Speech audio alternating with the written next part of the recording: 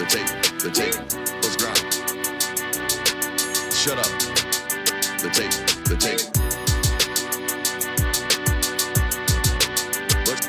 Let's grind. The tape. We do a little bit different around here. We ain't gonna play. Shut up and grind the tape. The tape, let's grind. We ain't gonna play. Them dogs in your face. Let's grind. We ain't gonna play. Shut up and grind the tape. The tape, let's grind. We ain't gonna play. Them dogs in your face. Shut up and grind. Let's grind. Grind the tape, bro. Grind the tape, bro. Grind the tape. The tape, let's grind. Grind the tape, bro. Grind the tape, bro. Grind the tape, bro. Shut up and grind. Grind the tape, bro. Grind the tape, bro. Grind the tape. The tape, Grind the tape, bro. Grind the tape, bro. Grind the tape, bro. the tape. UGA game day, boy, we ball out. Pull up, put the whole conference in the doghouse. Leave them 6 feet, see me on the win streak. All-star status, go coach, and the bench deep. Right. Offense on 10, how we run it? Your best ain't nothing, we gon' send them boys punting. Yep. Black and red, got them dead on arrival. Defense, hunker down for the tie. Hey, you don't want it with the dogs. Film guy on it, you don't want it with my dog. Break it down, play by play, that's the day-to-day. Yeah. They know we ain't come to play, boy, it's UGA. Right. Kirby Smart, I cannot play the fool. Back to back, we did not come to lose. Back to back, like we got something to prove. Pay your dues, dog nation on the move. What's up? We do a little bit different around here. We ain't gonna play. Shut up and grind the tape. The tape. We ain't gonna play. Them dogs in your face. Let's grind. We ain't gonna play. Shut up and grind the tape. Shut up. Let's grind. We ain't gonna play. Them dogs in your face. Shut up and grind. Let's grind. Grind the tape, bro. Grind the tape, bro. Grind the tape. The Shut tape. up and grind. Let's grind. Grind the tape, bro. Grind the tape, bro. Grind the tape, bro. Shut up and grind. Grind the tape, bro. Grind the tape, bro. Grind the tape. Shut up and grind. Grind the tape, bro. Grind the tape, bro. Grind the tape, bro. Shut up. The tape. We can do anything you want. I ain't got no problem with it. I promise you that shit. Listen to the words. Garbage, a joke, clown acts, pisses me off. No, come find me. No, come find me. Listen to the words. Come find me. Garbage, a joke, clown acts, pisses me off. I ain't a hard guy to find. I promise you that shit.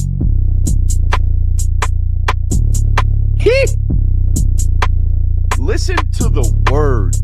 Garbage, a joke, clown acts, pisses me off. What is up, ladies and gentlemen? Welcome in to the Film Guide Network on a fabulous Tuesday evening. I told y'all last night when I got up off the show, I think I'm going to take the rest of the week off. I wanted to be lazy. Mentally, I was like, you know what? Mail it in. Like every other content creator this time of the year, mail it in. Walk away, have a good week, enjoy your time off. That's not the way we roll. It's not the way we roll around here. So I challenged the audience today on Twitter. Set the bar real low, by the way. 75 likes, I'll get to work. Shit, I might as well put it at 5. I wanted to work. That's what we're here. We're here to work, okay? We're here to work. That's what we're going to do today. We got live Q&A. You know how it works on Q&A day. All right, here's how it is. That chat's going to be firing off. There's going to be lots and lots of questions in there. If you feel like your question has to be answered and it's not getting paid attention to, super sub. That's all you got to do. A little super chub in there. Next thing you know, boom, right to the top of the list. We get hollering at and cracking at your question. Make sure you're leaving an actual question mark in the chat today. I know you guys like to talk to one another in there. I appreciate that. I love that we have a community that likes to talk amongst one another in the chat. However, it is Q&A day today. So make sure you're putting a big question mark in there so when I'm scanning through these suckers, I can find it and identify it. I want to talk today on the opening about yesterday's show. Yesterday's show, I opened up with how Michigan sold their ever-loving soul. And in the middle of that, I said, you know what? I want to start this out by saying Michigan fans don't give a shit. They don't. Matter of fact, they are so happy that they won their ring. Everybody else that says anything about them, they're just a freaking hater. Now, What I didn't expect out of this, I knew that was going to happen. I knew Michigan fans were going to come with that type of energy because that's the way they've been about this whole scenario dating back to the first investigation in 2022 with the hamburgers, right? NCAA just after us. They're just the villain, or they're the victim. That's all they are. And they've never done any wrong. They won their chip. Everybody's just mad at them. What I did not expect was for Michigan fans interacting with my stuff today being completely ignorant. And by ignorant, I mean just didn't have the knowledge. They clearly have not done the reading. They have no idea that their head football coach, former head football coach, has been named. They have no idea that their athletic director has been named in these lawsuits by their student body, by the way. Their student body looked at this and said, wait a minute, we got it on good authority that they found out about this co-offensive coordinator creeping on these students 10 days before they played TCU, and they did nothing? Wait a minute. Hold up. Whoa, that ain't right. And Michigan fans are like, it didn't happen. This guy's just a hater. This guy's just fallacies. This guy doesn't know shit about Michigan. Okay, big boy, read up on your own football program, please. Read up on what is going on at your own football program, please. We didn't even talk about last night how Mozzie Smith had a daggone felony gun charge released from jail on bond, played the next day against Rutgers. We haven't talked about any of that. Okay? We talked about last night about how the head coach found out that not the offensive coordinator, the co-offensive coordinator was out here creeping on students, and he said, we got a game in 10 days, so we'll deal with that 2 weeks from now. That's what we were talking about last night. That's what I pointed out last night. And the other thing I noticed about this is half of the responses today were like, wait, what? What? How come I haven't heard about this? Why is nobody talking about this? Why is this not a national topic? I saw somebody to say today that national news segments should be talking about this. Like mainstream news media should be talking about the fact that a head football coach hid or didn't fire a guy that was allegedly facing 90 years of creeping crimes, right? But instead, I will tell you why nobody's really talking about this. You won't hear about this topic from very many people. And I know why. Because I truly believe that the national MO, right? If you're trying to go national, if you're trying to talk about all things college football, if you're trying to draw in as many eyes and ears as you humanly possibly can, you can't ever say anything negative.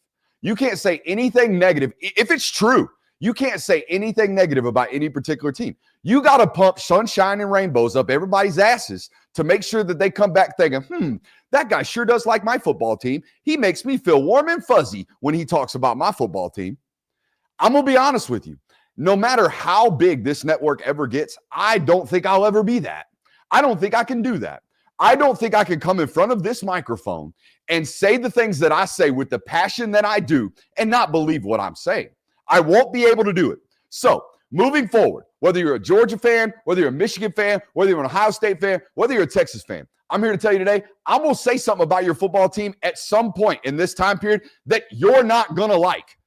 Georgia fans were in the mentions yesterday calling me a dick rider on Alabama. That's how bad it's gotten. Okay, so there are going to be those moments, but just know I'm telling you what I'm telling you because I believe it. All right, and odds are I've done exhaustive research to figure out what I'm bringing to the table. Okay, so you're not going to hear this story from other people. They're not going to be talking about how the head football coach kept a guy on the staff after finding out this stuff, was notified 10 days before a college football playoff game and said, no, we have too big of a football game to come up to dismiss the guy for allegedly creeping on the entire school. You're not going to hear about it. People are just going to move on. Tremendous recruiting job right now on the trail by Michigan. They're hot. Sharon Moore. That's it. So you're not going to hear it from other folks. All right. So don't expect it.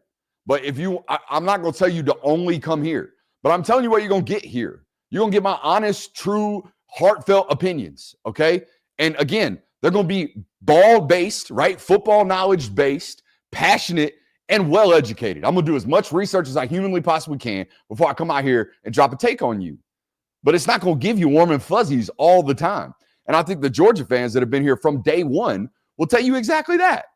I guarantee you most Georgia fans that have watched me there have been a large portion, not a large portion, a small portion of that time period where they're like, God, I hate this guy. This guy, I do not like this guy. But it's probably because I said something you don't like. And it might be true, but it doesn't mean you're going to make you feel good about it. All right, let's start firing off in the chat with these questions. I had to get that off of my chest. Okay, to get that up off my chest. All right, let's start. By the way, somebody told me that my vagina was showing on Instagram yesterday. Probably not the best thing to comment on a video in which I'm laying out the fact that your offensive coordinator was creeping on explicit photos. But nonetheless, here we go. We're going to go Twitter first, and then we'll fire off in the YouTube chats. Okay, I'll get the ball rolling. Number one thing you are looking forward to most about this season. Just the content in general, the growth, probably. That comes from J Will over on Twitter, Dr._J Will. If you're not following him already, you need to. Make sure you hit that thumbs up button, like, subscribing, rate, and reviewing. But anyways, what am I most excited for? I am most excited for last year we 2x'd on this network. Okay. We came into the season with about 22,000 subscribers. We left with about 45,000. We're going to near 50 before the season starts. I'm hoping we can get to 100K. If we 2x this bitch again, I'm going to be so ecstatic. Okay. And I'm going to earn it, right? We're going to work to get that. I'm not just hoping that it shows up one day. I'm not going to go buy fake subscribers, which obviously is a thing in this industry. I'm not going to do that. We're going to slow build this thing, and we're going to eventually hit that mark. And that's what I'm most excited for, apart from just doing my job. Now, J Will's been with me day to day for the last 4 years, and he gets to see how much I truly love doing what I do. But during the season, man, there is not a moment that goes by where I'm off the gas. You know, it's from August until early February where I feel like I'm running like a chicken with my head cut off, and I enjoy it. Okay, I enjoy it, and that's what I'm most looking forward to this season. All right, let's bounce back and forth between Twitter and the chat here. Let's see here. Will recruiting go back to pre-NIL once the Revshare model is fully in place, or will it always be different than before? Will boosters be able to slide their NIL money into players' back pockets? That comes from Brooks. We'll go on vacay in 2 days. We're going to go to the lake. But anyways, appreciate the question. And I already told you what I thought was going to happen to the world of recruiting. And all the front-loaded money right now is insane, by the way. If you've seen any of that reporting, all of these folks trying to get as much money into these players' bank accounts prior to NIL Go actually being implemented today. Okay, so everything moving forward has to pass through NIL Go. They said everything was going to be backtracked all the way to June. I don't believe it, or else people wouldn't have been front-loading all that money. I saw somebody today. Pete Nako said he talked to a top 25 team today that said that they have front-loaded 90% of their salaries this year. That's insanity. What it also tells me is that's not legal money, right? You're trying to get that pay-for-play in before they can stop you from doing that, which makes me wonder what your roster is going to look like moving forward at whatever school that was, right? If you've got a way, way overpaid roster and you got to get under 20 and a half, that's the only reason you're rushing this money right now, okay? I would imagine for most of these schools. But to answer your question, I think like a year ago, I told you what was going to happen when this actual sanctioned NIL stuff comes about, right? When they actually passed House versus NCAA and the government was actually able to be involved, or maybe not the government, this NIL Go company, right? This Deloitte company, my man Head Fed, my man Seeley, all right? I told you what was going to happen. Here's what's going to happen. Yes, there's going to be regulated money. Yes, any NIL deal north of $600 is going to have to go through NIL Go. You know what's not going to have to go through NIL Go? Cash. There is no tracking of cash, ever. There will never in this country ever be a tracking of cash. So, yeah, we're going back to, we call it the bag man, and we have for the last few years. The bag man was a direct deposit the last 3 years. The original, the OG bag man is coming back to college football. All right. Here's $200,000 in cash in a suitcase. I'll be back in 2 days. Let me know if you want to come play for my school. That's coming back. Okay. I think. How else are you going to sweeten these deals to maybe purchase these recruits? Because that's what the game's always been, by the way. It's been that since I recommend every college football fan to read Vince Lombardi's biography. Okay, it's the length of the Bible. It looks like the Bible. Okay, but you will find out very early on, oh shit, they've been cheating in college football since the 20s. Okay, Fordham was out here cheating in the 20s. Everybody's been cheating with cash payments for a long time. They're going to continue to do so moving forward.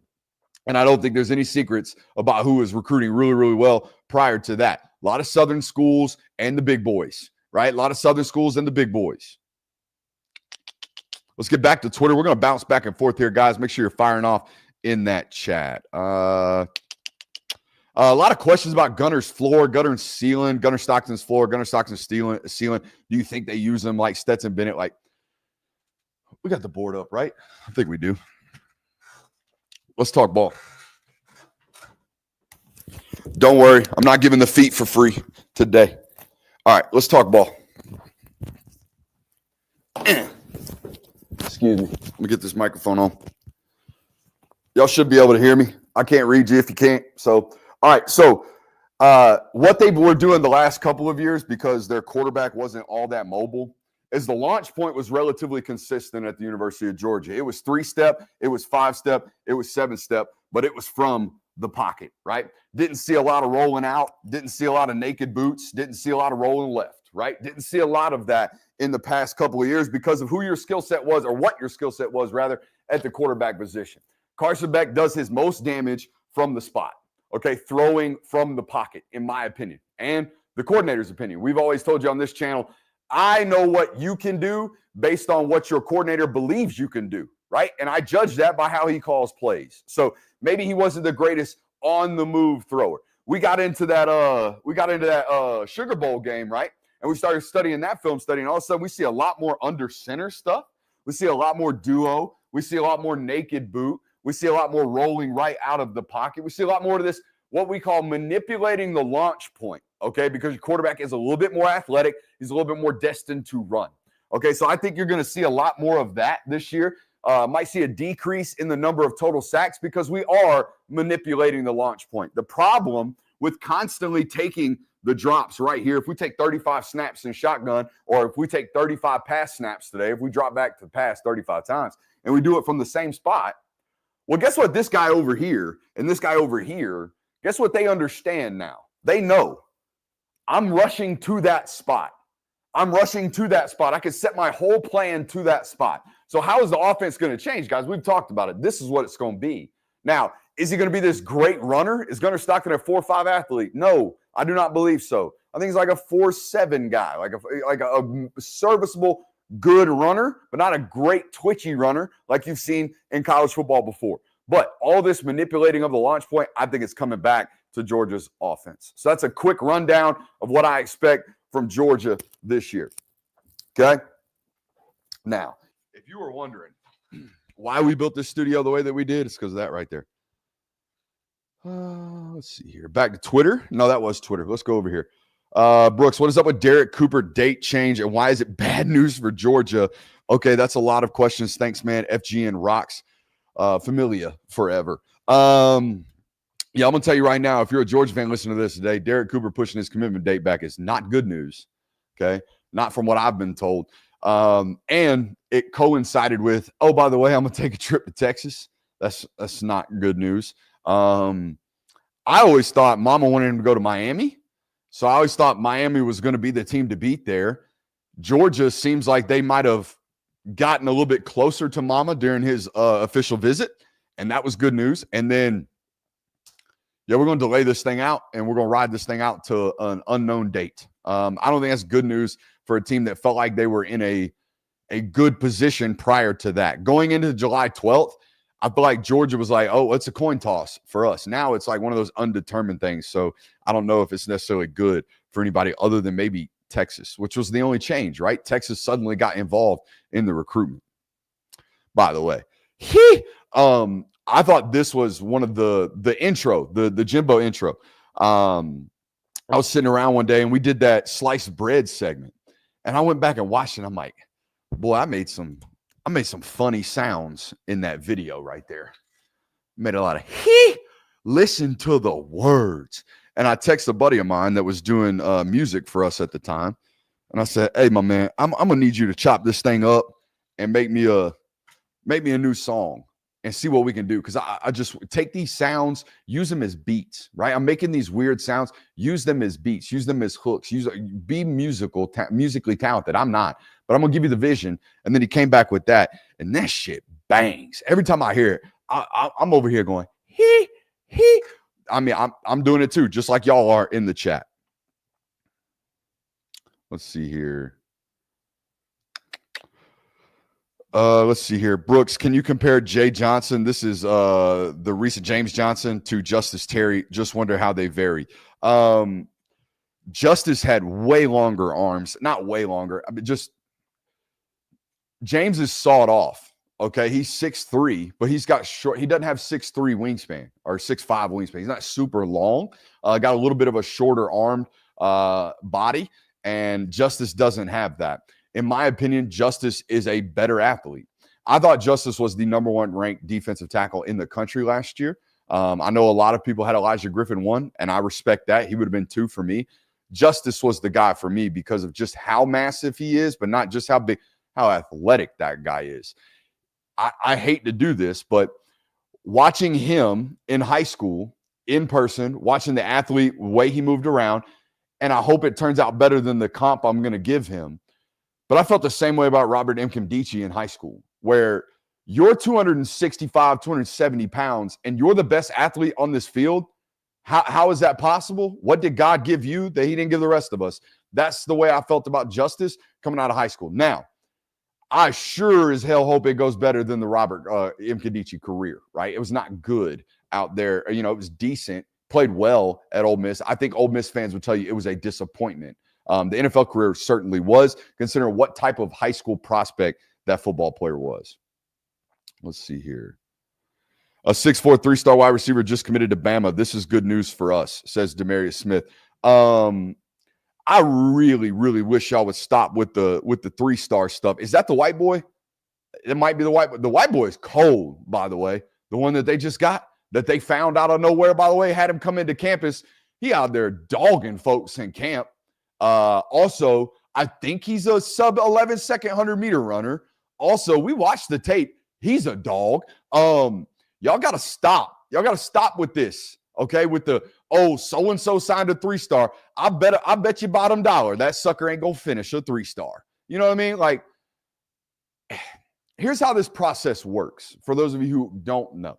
Okay, and look, there's a massive company that just bought up half of the industry, and maybe they got enough people nowadays to actually go through the rankings at a better rate. But when we used to have these 3 companies, well, 4 if you count ESPN, but when we had these multiple companies doing rankings, it was really just like 2 or 3 guys at each company deciding how they were going to rank. They're really the top 800, top 700, like those caliber football players. The rest were just, oh, so-and-so's got an offer at a Division I school, must be a 3-star. That's how that normally works. And then when you become a takeable player at Alabama, at Georgia, at Ohio State, at Oregon, and then we find out that these schools are throwing $1 million at you in NIL. Oh, shit, he might be a 5-star. Why might he be a 5-star? Well, all these other schools think he's a 5-star, right? They're attacking him like he's one of the top players in the country. That's how those ranking systems, in my opinion, have always worked. The machine is just too big. There are 8,000, 9,000 gradable football players in every single class at the Division I level. Ballpark. How do you expect a company to know all of those players? How do you expect a company with, like I said, 3 or 4 guys sitting in a room to know all of it, to be 100? They're not going to be. You can't expect them to be. What they are is a reflection of what the rest of the football programs think about them. Okay, in my opinion. That's the way I've always looked at the ranking systems. Did you hear Elijah Griffin ran a 4.81 in practice? Yeah, I did. It was confirmed. I got that before the show. That's a topic for another time. Is it possible for UGA to finish 8-4 this year? What would that mean? Something went seriously wrong. I mean, it means you lose to Tennessee or Auburn and then lose the 3 losable games: Ole Miss, Texas, and Alabama. I don't expect you to lose to Auburn. I know it's on the road. I know it's early in the year, though. I don't expect that to happen. If it did, I'd be surprised. I don't expect you to lose to Tennessee early in the year. If you did, I'd be surprised. I don't expect you to lose to Florida down in Gainesville. If you did, I'd be surprised. So Those things. One of those 3 games in which you're going to be probably a touchdown favorite, maybe 3 to 7 points. You're going to be a favorite in all of those games except for guaranteed favorite, except for those 3 that I mentioned, right? Alabama, Ole Miss, and Texas. I don't know what those lines are going to be because they're way too far down the season. That's just my opinion there. How well do you think 7v7 helped out secondary and linebackers? I know that it can help wide receiver and quarterback a decent bit, but what about the defense? You don't follow me on Twitter, and that is apparent right here by this comment. I went on Twitter the other day and said that I think 7-on-7 is a closer simulation of ultimate frisbee than it is football. And I believe that. I see all that you talking about. It helps quarterbacks. Yeah, maybe from they're playing certain coverages and most teams play zone in 7-on-7. So like helps you read windows and you're still throwing the football to wide receivers and stuff like that. But I see so many bad habits created. Okay, I see so many bad habits created at 7-on-7, most notably dead feet. You know how many quarterbacks I see in 7-on-7 standing fucking flat-footed? Just dead flat-footed. Just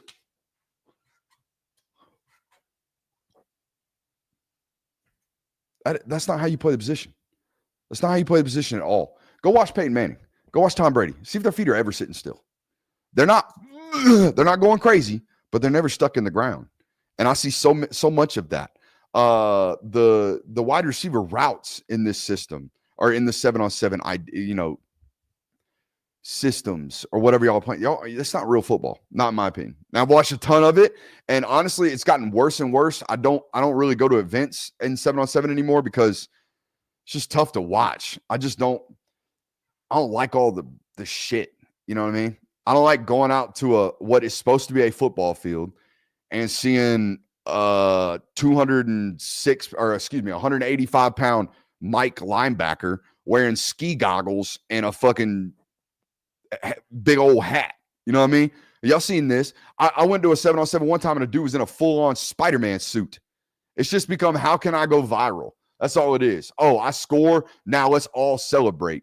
Let's all do crazy dumb shit and try to go viral on TikTok. Like, sorry, get off my lawn. That was very old what I just did, and I apologize for that, but I do not like 7-on-7. You asked about defensive concepts. How's it help defense? I mean, I don't know. You're not rallying and tackling to the football. Listen to Kirby Smart talk about football. Listen to Nick Saban talk about football. Listen to any football coach talk about football and just ask them, hey, coach, what's the most important thing in football? They will tell you blocking and tackling, neither of which happen in 7-on-7. Can you block? Can you tackle? That's it. If you're a good blocking team and you're a good tackling team, you're going to win a lot of football games. None of that shows up in 7-on-7. So there's that. Let's see here. Let's go back to Twitter here. I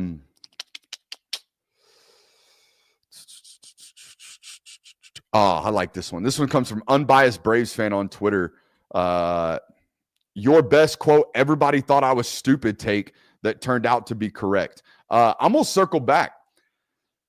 I got so hot in my neck, blood boiling, angry, watching people that I respected in the world of football. Like I don't watch a lot of other people, but when I watch clips or whatever on social media, I can tell whether or not you actually know ball or you're someone who's just really good at talking about ball.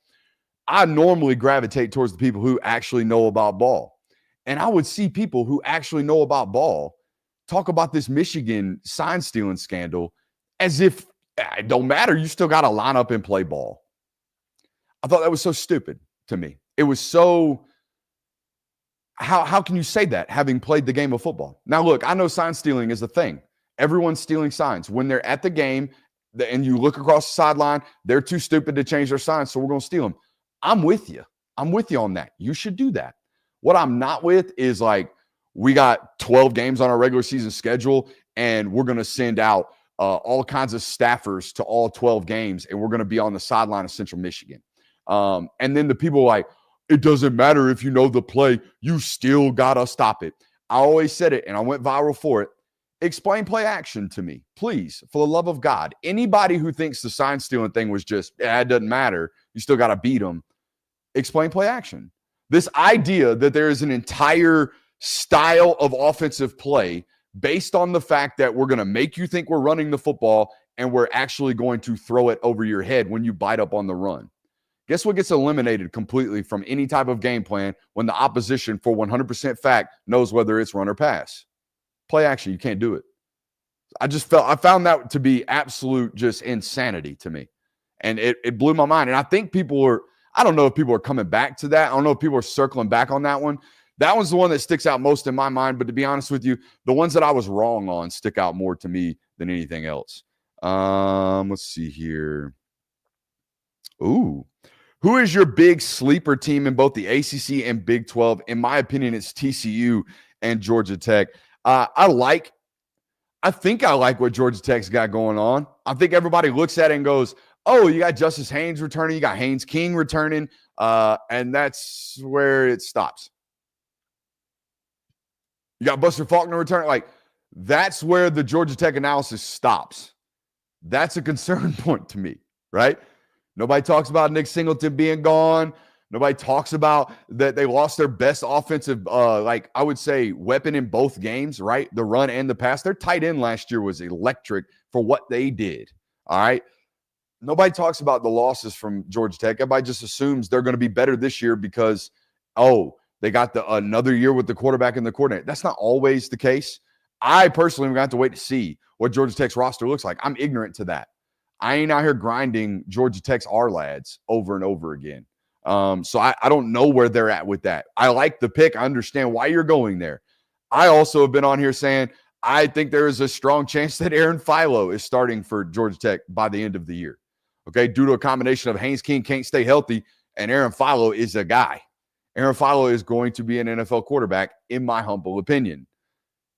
So we'll see. As far as the Big 12, we don't hide from story topics, but we stayed the hell away from that Retzlaff story out there at BYU. That was nuts. That was one of those stories where you just don't comment on because you might get made to look stupid. So we just didn't comment on that one. Yeah. Interesting. Utah's going to be down, I think, this year.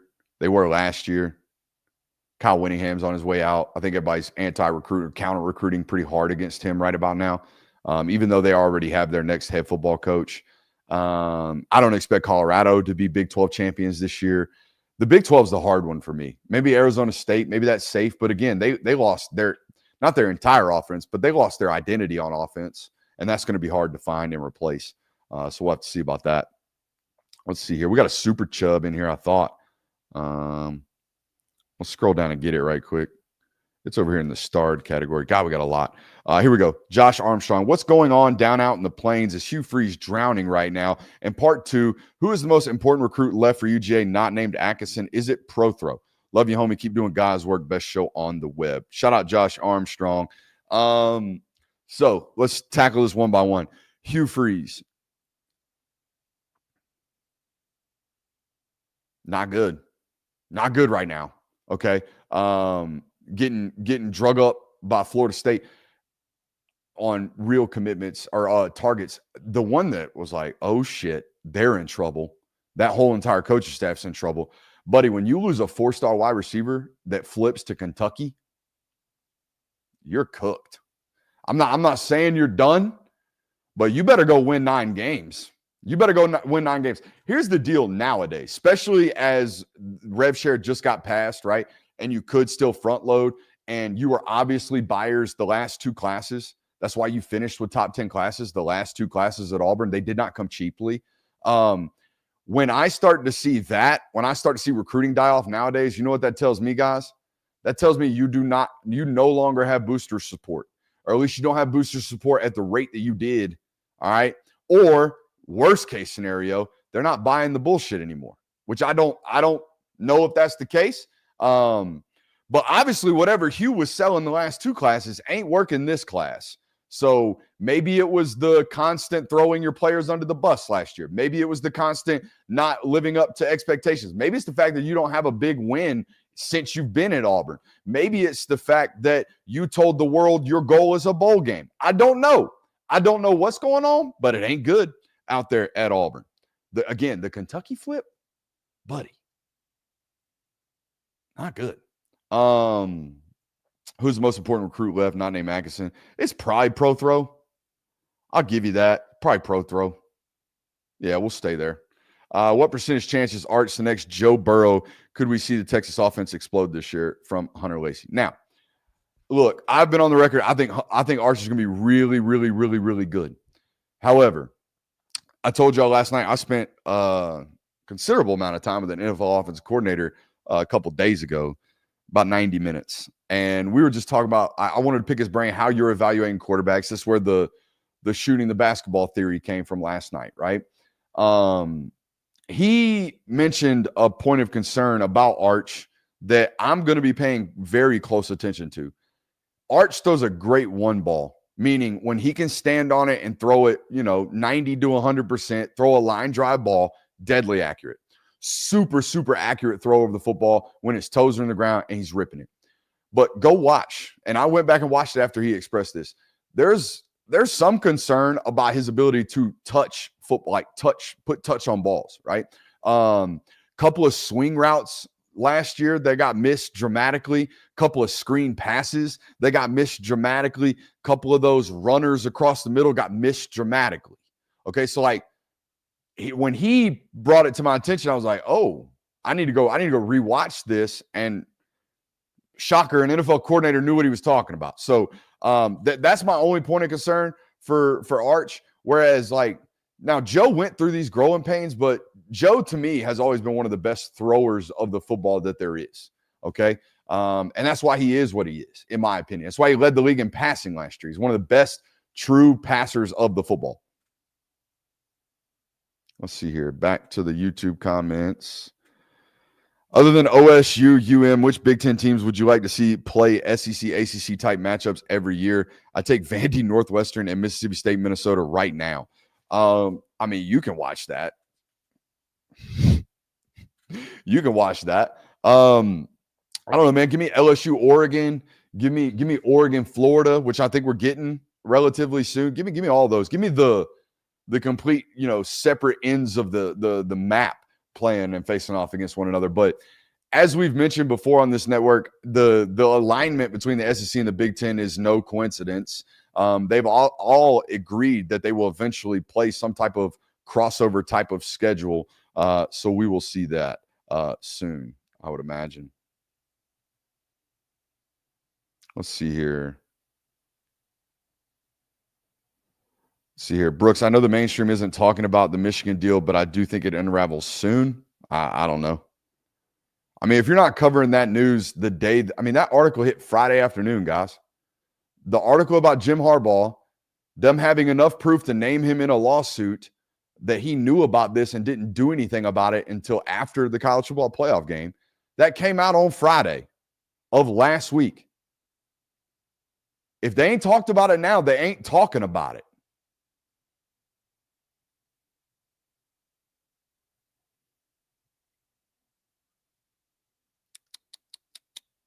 The bagman is back. He never left. That's a good way to put it. Just a different bagman.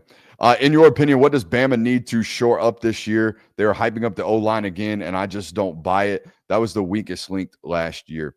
So, JP, let's talk about this. I don't think a quarterback in the SEC that I studied ran into more sacks and created more sacks last year for his offensive line than Jalen Milroe. Just very little pocket awareness. If there wasn't a lane for him to scoot through and go now, he was getting sacked, okay?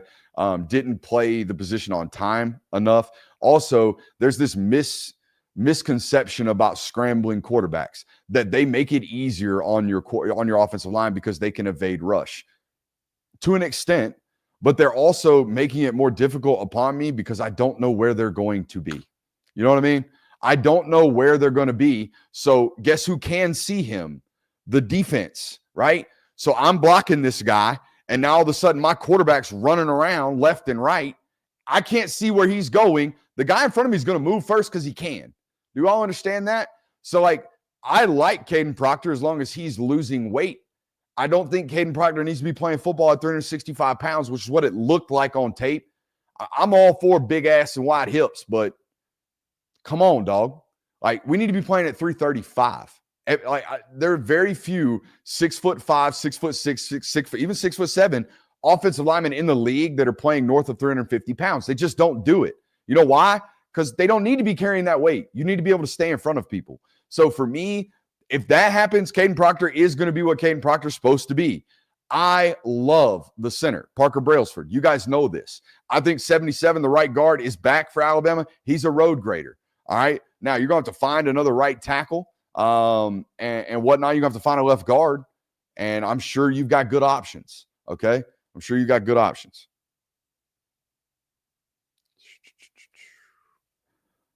Are we going to change the way we play defensive line and our rush packages stunts based on the fact that there aren't as many Nolan Smiths around? How does the defensive front continue to change over time? Nolan Smith's a great football player. Nolan Smith is a great football player. Nolan Smith was not a high-level pass rusher until the last year of college football, in which he only played 7 games. Correct me if I'm wrong, chat. Y'all go look up the stat reference while I'm doing the show. I don't think Nolan Smith had more than 5 sacks until his junior year before he left for the draft, and he got hurt 7 games in against Florida. He tore his pec, right? So, like, I think this would be a little bit of a misconception about what it is that Nolan was at Georgia.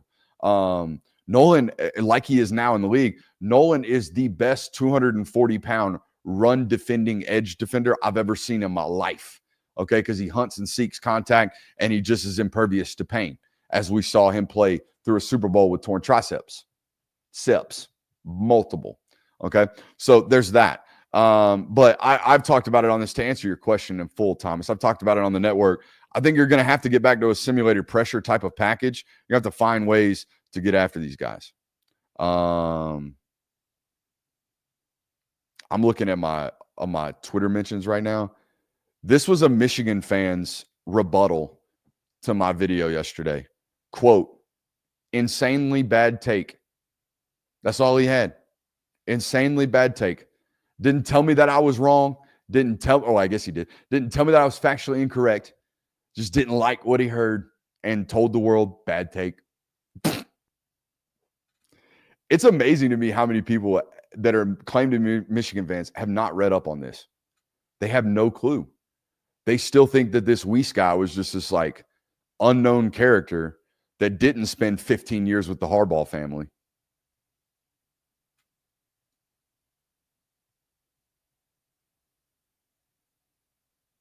Here we go. Really love these shows. Appreciate you guys. Make sure you're hitting that thumbs up button, firing off in the chat. Let's get to some more of these questions. Question. Can we get the studio a hot tub? No. What kind of question is that, John? Why do we need a hot tub? It's fucking 104 degrees outside right now. What you need a hot tub for? A hot tub. What do you need a hot tub for? So we can recreate the Will Ferrell SNL skit? What are we doing? I got a new update, by the way, to If My Five Fingers Were Sauce Dispensers. Off rip, I'm going to go McDonald's barbecue sauce. I'm going to go sugar-free ketchup. I'm going to go Taco Mac mid-2000s ranch. Okay? Give me some Japanese barbecue as well. And then I might have to slide in Heinz 57.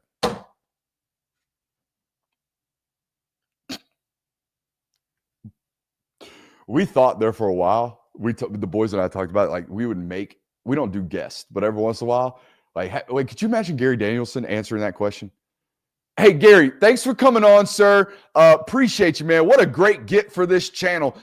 Quick question, Gary, before we get going. If your 5 fingers could dispense condiments, what would you have in your 5 fingers? Go.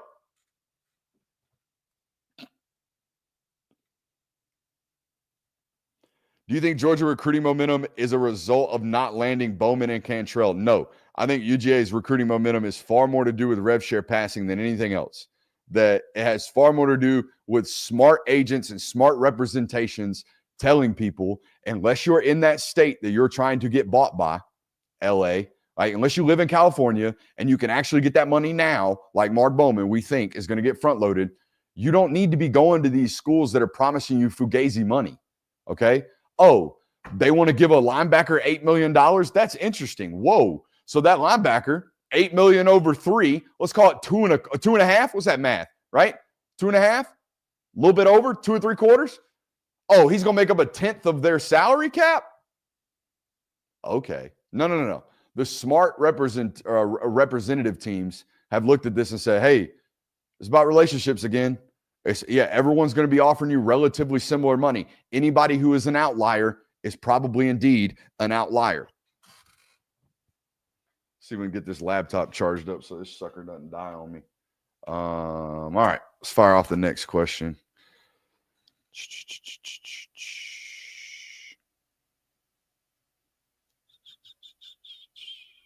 Here we go. Got a lot of folks talking to one another in the chat. We got Mike showing back up. Shout out, we got Mike. Here we go. Is Philo a running quarterback? No, serviceable athlete. 4'7", 4'7", modern day quarterback. You know what I mean? Like, I don't think you're going to be able to play this position running plus 540s anymore. Okay, not at a high level. I don't believe. Defensive linemen are too damn good. They get home way too fast. Okay, so you got to be able to make guys miss. You got to have some type of twitch about you to survive nowadays. Let's see here. How long has Hugh been at Auburn now? This is year 4 for Auburn and Hugh. Last night you said you were going to take off the rest of the week. I would have rushed home if I knew that you would be on. Marion, that's on me. I have spent the last 2.5 years trying to be dedicated, telling you I'm going to be here and I show up when I'm here. I'm not going to be here. I don't show up when I'm not going to be here. That's on me. At least it was in the inverse this tonight, right? At least I told you I wasn't going to be here and showed up anyways. You know, that's the kind of guy I am. And I appreciate you, Marion, for showing up, even if you are a little bit late. But you're late because of me. You're not late because of you, Marion. And I appreciate that, baby. Let's see here. By the way, I watched Lenora Sellers tape today. Oh, holy shit. 1 of 1 ball carrier. Like 1 of 1. Boy, Peter, he had, Clemson fans don't listen to this. He had Peter Woods. I bet Peter Woods has nightmares about Lenora Sellers. I'm dead ass. Multiple times. Peter Woods looking like a damn brown bear in the woods about to swallow his prey. And then Lenore's is like, pew, pew, pew, pew, pew, pew, 65. Running through arm tackles, defying angles, bitch, I ain't sliding type angry runs. Like, we just got to clean up some of the throws. And I'm going to show you some of that on film. Who's a sleeper team that no one is talking about? I mean, I don't think anybody outside that like top 10 to 12 range has a chance to win a title this year, in my opinion. Now, I could be wrong, but that's the way I feel about it. I think there are like 9 or 10 teams who have put together a roster, have the right timeline, can go compete for a national title. I don't know if there's like who was it last year? Anybody come out of nowhere last year?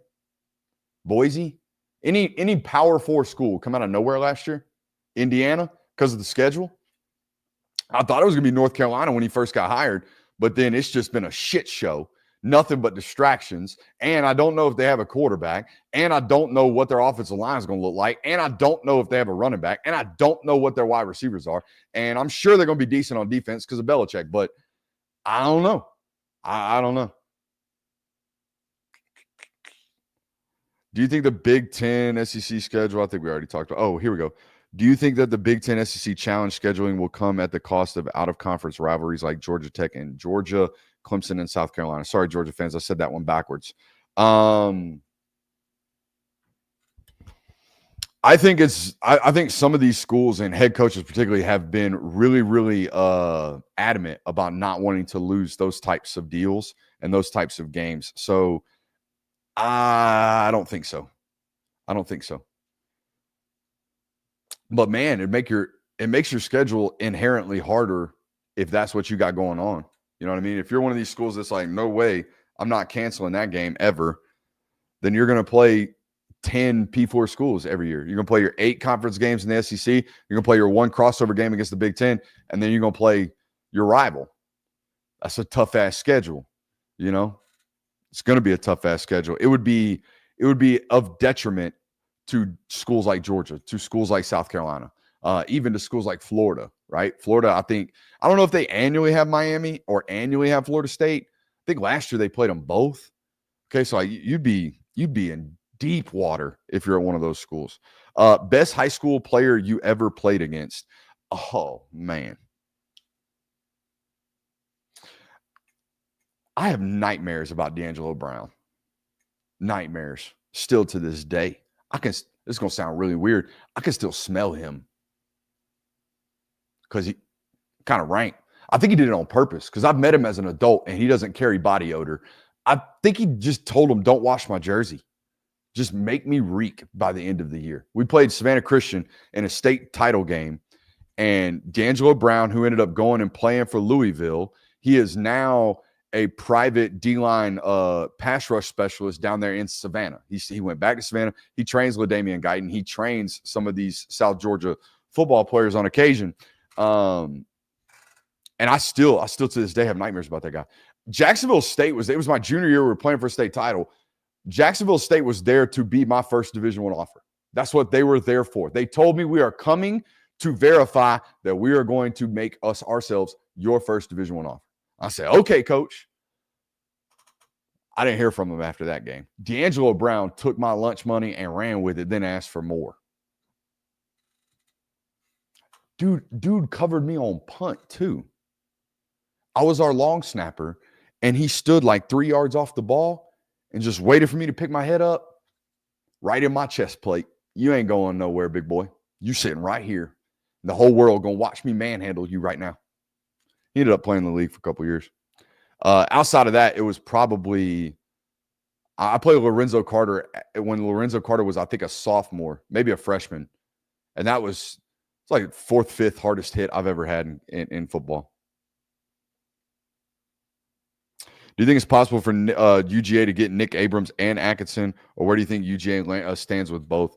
I think right now the sole focus is Tyler Atkinson, and then after that, I don't like to call anybody a backup plan because they recruit them all really, really hard. That's the way they go about business.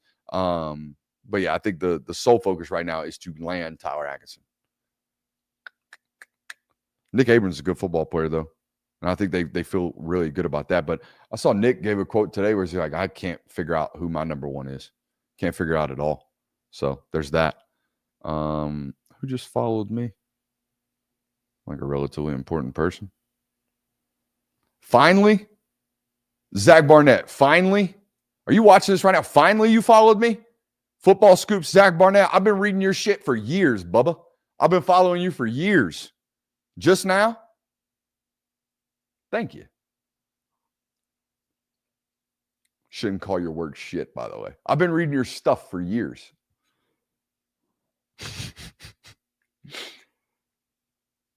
Atkinson is that huge dude tied to Miami, right? No. Tyler Atkinson is 6'2.5", 220 pounds. I wouldn't call that huge. Let's see here. Is it wrong to like Jacobs more than Guyton? No, I don't think it's wrong.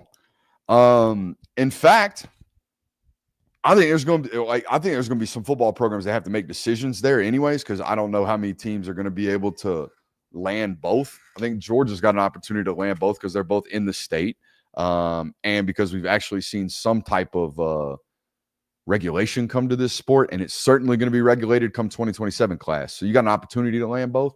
But let's just break it down this way, right? I think LaDainian Guyton's more powerful. I think he's twitchier. I think he's got better tape right now. However, Jacobs is like 3 inches taller. He's like 5 inches longer. Okay. He's got NFL pedigree. So if you're going to tell me that you like one over the other, I'm not going to bat an eye at you. So I think they're both going to be NFL football players. So I don't think it's going to really matter. You're not going to be wrong either way.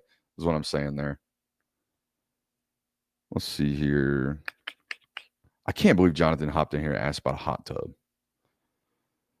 Do the 3-3-5 FSU runs with Tony White do I think it will give Ty Simpson problems in game one?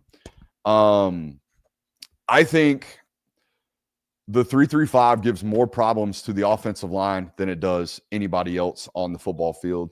Should we go to the board and explain why? Let's do it.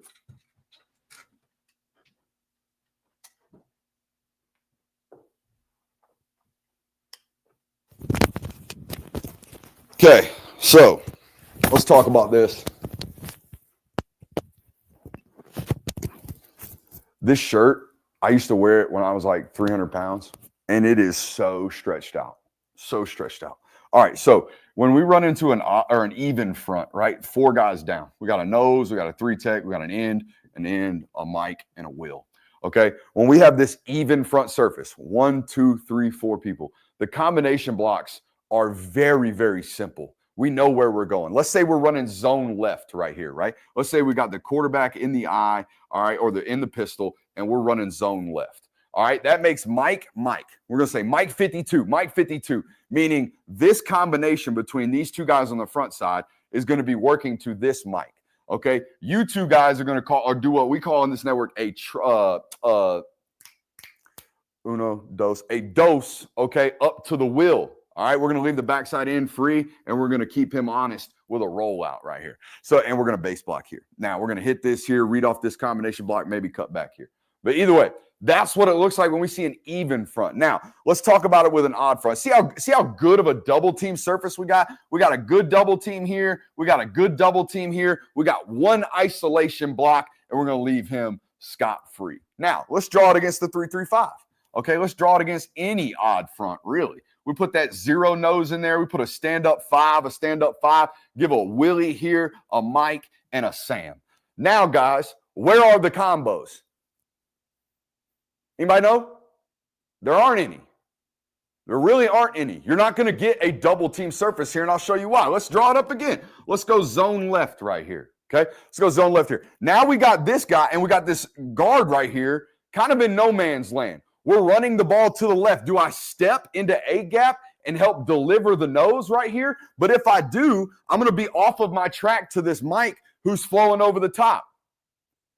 Oh, well, do we out it? Do we go here and go to the wheel, and then we full scoop the nose with the backside up to the Mike and try to defy those angles?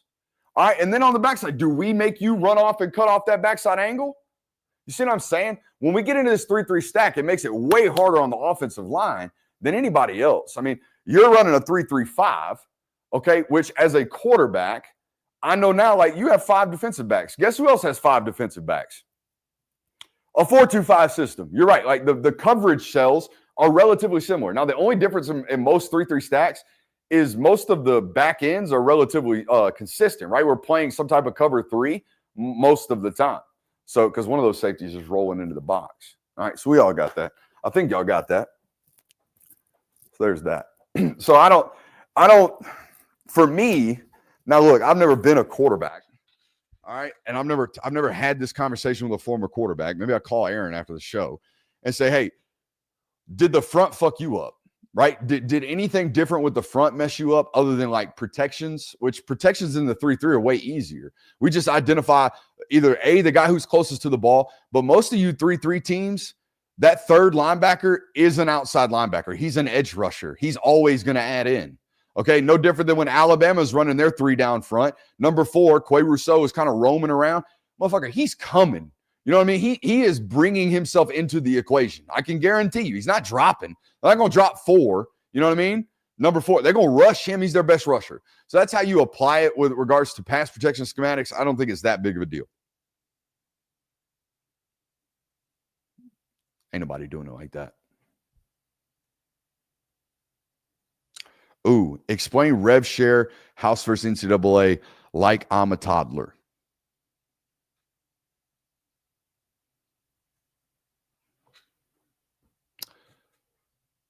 You spent the last 3 weeks at grandma's house. Grandma let you do whatever the hell you wanted to. You back home now. You know what I mean? Get right. About as easy as I could do that. About as easy as I could do that. Oh, by the way, the Tyler Atkinson deal with Adidas. Are we going to see this barrier broken? We saw it in college basketball this year, right? I think it was the cat from Rutgers was playing for an Adidas school while wearing Nike shoes or something like that. Or an Arkansas guy was wearing Adidas shoes while playing for Nike. And one of the coaches was just like, yeah, wear whatever the hell you want. I don't care. We'll take the fine from the school. Is that going to happen? Is that going to start happening in college football? Like, I know Clemson's gotten heavy into the Tyler Atkinson thing. And from my intel, it's all based on marketing promises. What would a major marketing promise to Tyler Atkinson be right about now? Hey, we'll let you continue your Adidas deal when you get here. Doubt. If you're not using that one, why not? You know what I mean? Unless it costs you like $10 million to violate your Nike contract. I don't know what it is. But it must not have been that big in basketball. And I feel like those shoe contracts are way more important than what we got going on in football. Y'all ain't paying attention to what cleats these dudes got on. You are in basketball. If somebody's got some bright yellow Adidas's on when they're playing for a red Nike school, it's going to stick out like a sore thumb. It don't happen like that in football. So why not? You know what I'm saying? Like, you don't have to make him wear Adidas jerseys when everyone else is wearing Nike, but let him continue his affiliation with a multi-billion-dollar company. Just an idea.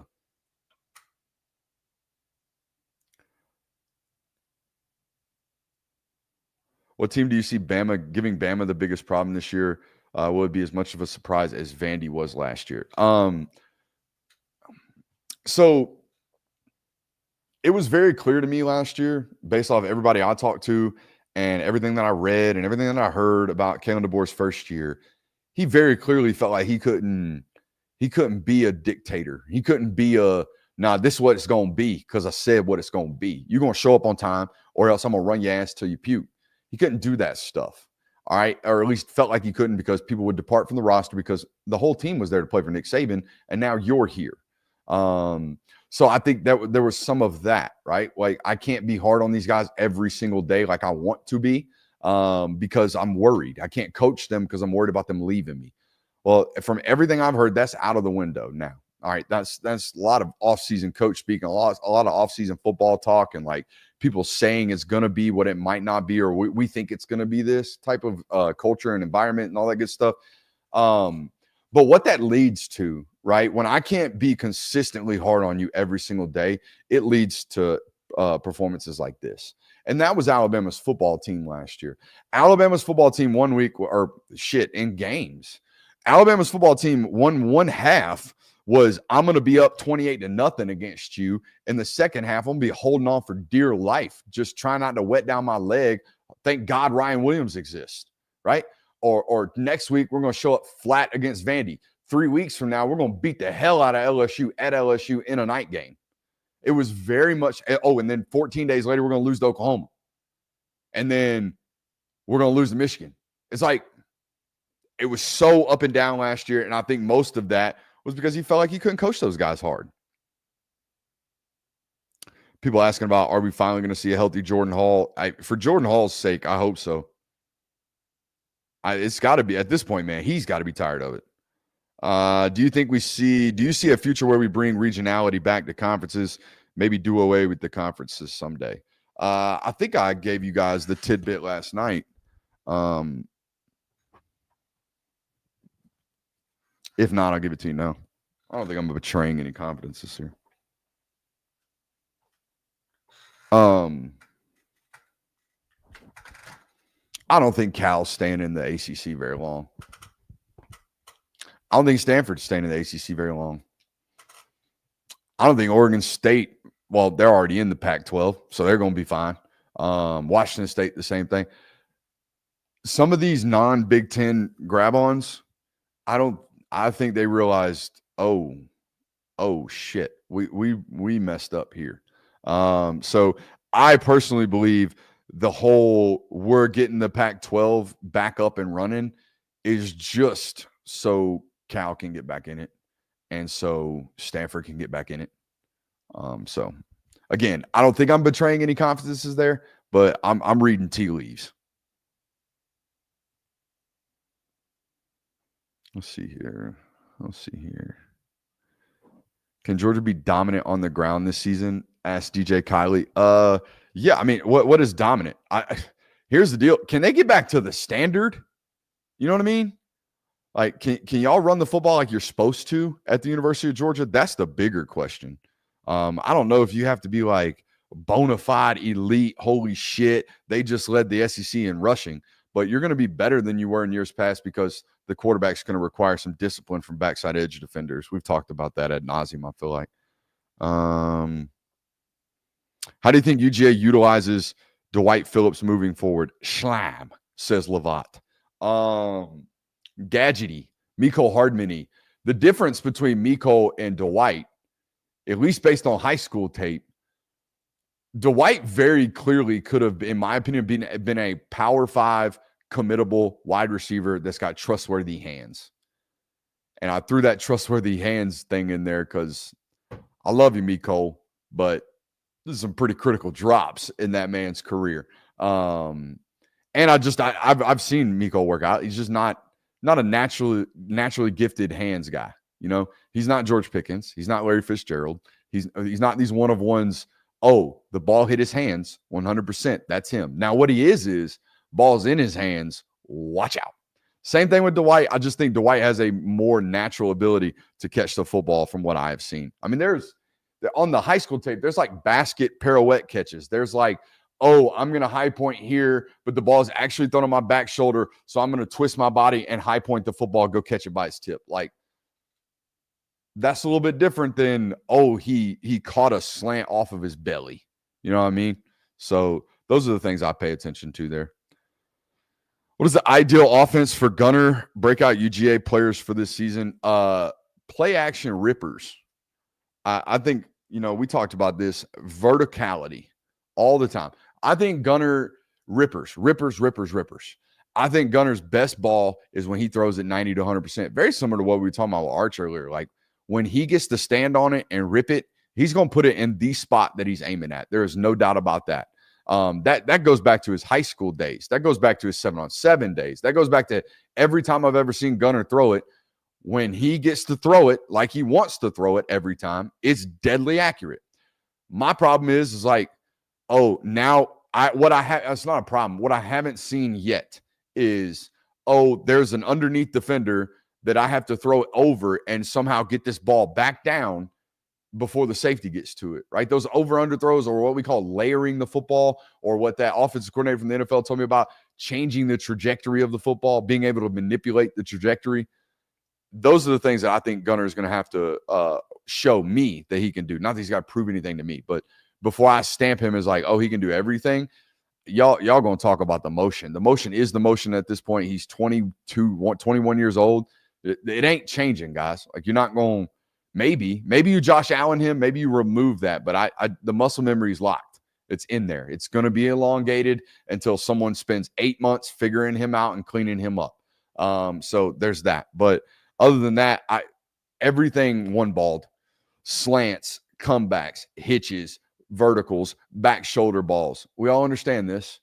Goes, things that go vertically and stop, things that go vertically and hook, things that go vertically for 70 yards because he's got an opportunity to throw it that far. All right, let's get back to these live chats over here. Jacobs is the next Michael. Cuidado. Different player, I think. Michael is Jadeveon Clowney. He's just such a great run defender. And I'm not saying Jacobs can't be that. I just don't know. But like, Michael, day one, walked in playing 4-eye like a man-child.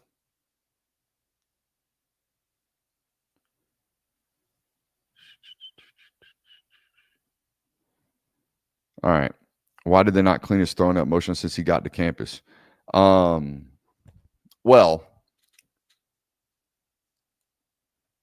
not to do this. But if they felt like they needed to clean up Gunnar Stockton's throwing motion, the Bobos, would have done it a long time ago. Mike Bobo's dad taught this dude how to throw a football. And they never got rid of it. So they must not think it's an issue. You know what I mean? Which it may not be.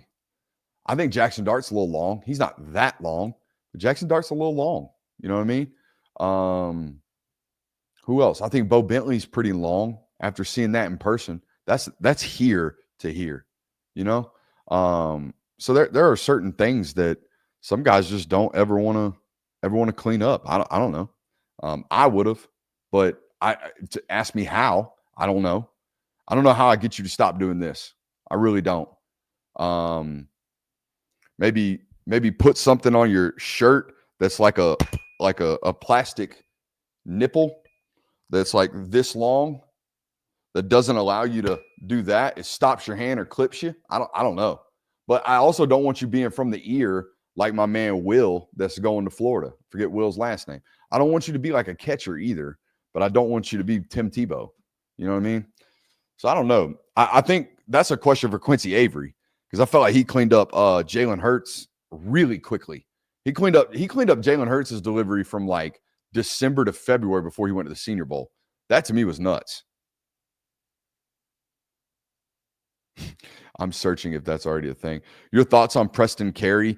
Good football player. You know what I love about taking IMG guys? They know life. They know college football life.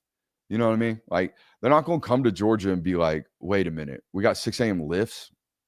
Buddy, I've been having 6 a.m. lifts for 3 years now, however long I've been in IMG Academy. Wait a minute, we got offensive install, we got defensive install before we go to practice? What the hell is this?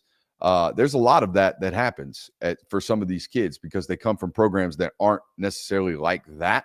So we'll see. I think he's going to be a good football player. I haven't watched enough of him other than a couple of minutes of the highlight tape to be like, here's a stamped eval of him. Same thing for my man Dante Wright, the corner out of California. Big, tall, long, and fast, though. I do think I've noticed a recent scouting trend. There's not as many people playing bump and run man-to-man coverage nowadays. Everybody's zone matching. Everybody's playing some type of cover 4. Everybody's playing some type of quarters match or whatever Saban called cover 7. Like, everybody's doing some type of don't lock on until he runs into your void. Then that's your guy. That's the easiest way I can explain match coverage.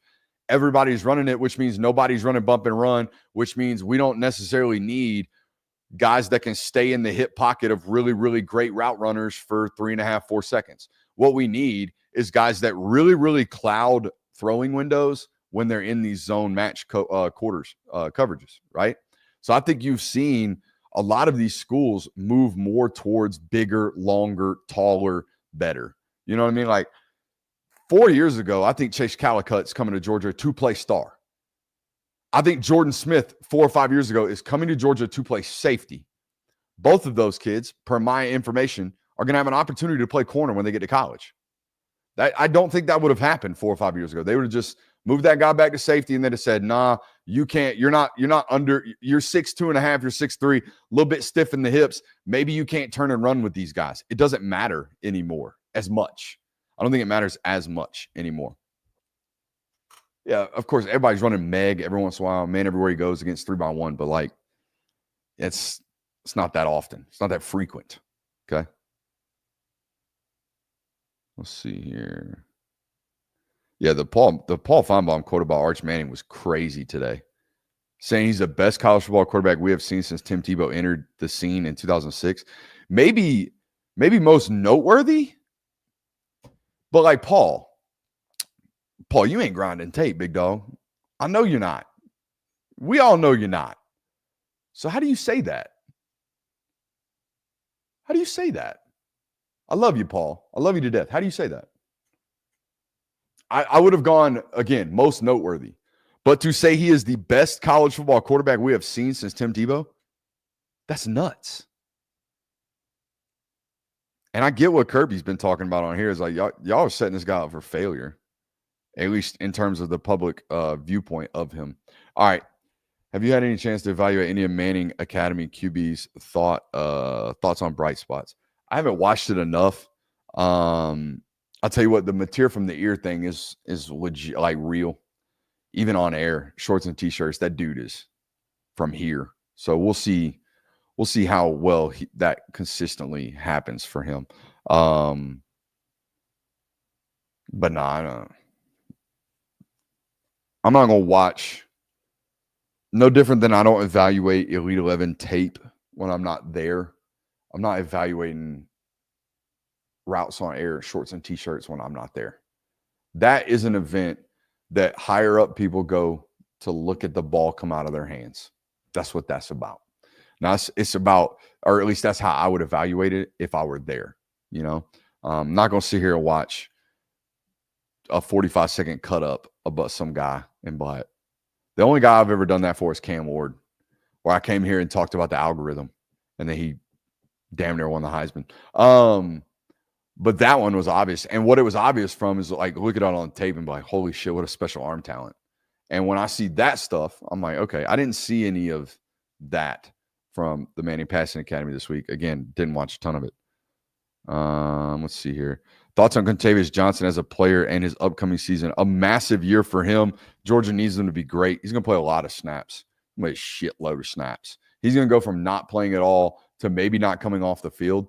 Also loved his football intellect. Like watching him as a freshman, not just stand around out there. Like go watch Mop-Up Duty from last year. And you don't have the ability to listen to this because you probably don't have the All-22.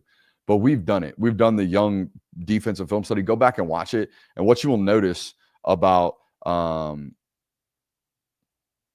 what you will notice about him is that what you'll notice about Quintavious, sorry, I was getting a little distracted. What you notice about Quintavious versus like a Joseph Jonah Ajonye is that Quintavious wasn't thinking while playing. He was playing.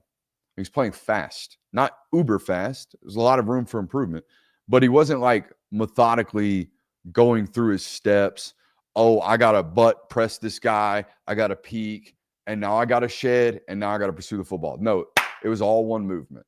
You know what I mean? Like that's when I see that stuff on film, I know your football intellect and you're comfortable out there on the field. All right. I think I'm good. Y'all good for the night? I'm good for the night. Appreciate you guys for being here. Let me make sure I didn't miss any super chubs tonight. I don't think I did. Appreciate you guys for real. Oh,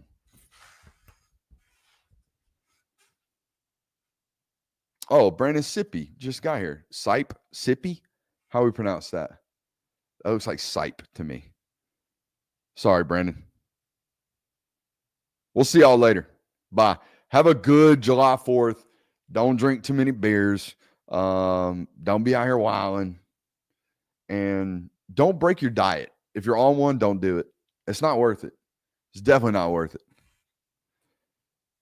We'll see y'all later.